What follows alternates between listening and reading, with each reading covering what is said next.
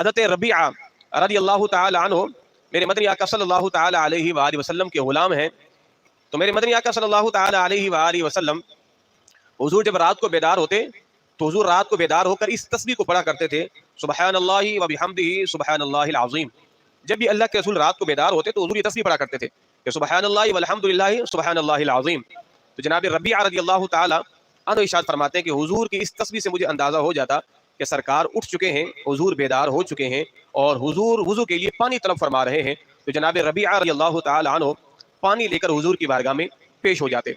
اب جناب ربیعہ رضی اللہ تعالی عنہ نے حضور کی بڑی خدمت کی، سفر میں حضر میں حضور کے ساتھ رہتے، حضور کو وضو کرواتے، حضور کی نعلین مبارک اپنی بغلوں میں رکھتے، حضور کا لوٹا مبارک ہمیشہ اپنے پاس رکھتے، اللہ کے رسول کی مسواک اپنے پاس رکھتے. جناب ربیعہ رضی اللہ تعالیٰ عنہ ارشاد فرماتے ہیں کہ جب میں نے حضور کی آواز سنی تو میں بیدار ہو گیا اور میں فوراً حضور کی بارگاہ میں لوٹے میں پانی لے کے حاضر ہوا کہ سرکار وضو فرمائیں گے اور نماز تہجد کی ادائیگی فرمائیں گے.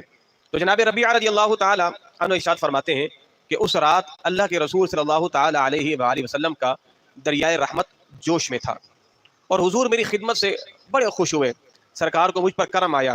حضور نے فرمایا کہ اے ربیعہ مانگو، تم کیا مانگتے ہو؟ یہ تم میری خدمت کرتے ہو. تو حضور کا دریائے رحمت جوش میں تھا، فرمایا مانگو کیا مانگتے ہو؟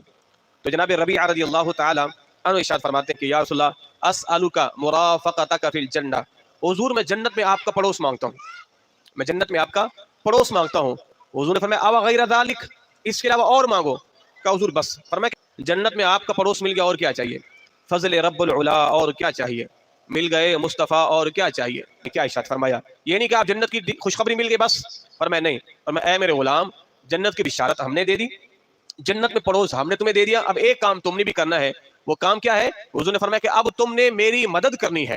جنت کی بشارت میں نے دی، جنت کا پڑوس میں نے تمہیں عطا کر دیا، اب تم نے میری اس پر مدد بھی کرنی ہے، میری اس پر مدد بھی کرنی ہے. حضور کیا مدد کرنی ہے؟